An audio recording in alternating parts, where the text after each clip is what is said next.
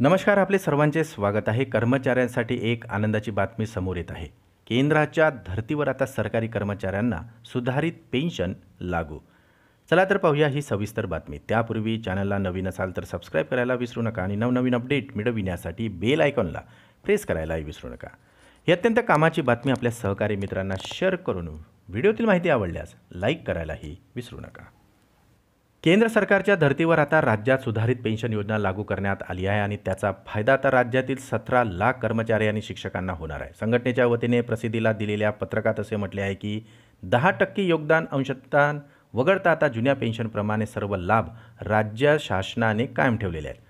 शेवटच्या वेतनाच्या 50% सेवानिवृत्ती वेतन व त्यावर मिळणारा तत्कालीन महागाई भत्ता, 60% कुटुंब निवृत्ती वेतन, तर उपदान, ग्रॅज्युटी, रजा रोखीकरण, गट विमा योजना इत्यादी सर्व लाभ आता कर्मचाऱ्यांना पूर्वीप्रमाणेच मिळणार आहे. गेली 19 वर्ष कर्मचारी 10% योगदान देत होते, ज्यात आता शासनसुद्धा कमाल 18.4% इतके योगदान देणार आहे. यातून आता संचित झालेली रक्कम ही कर्मचाऱ्यांना सुधारित पेन्शन म्हणून आता मिळणार आहे.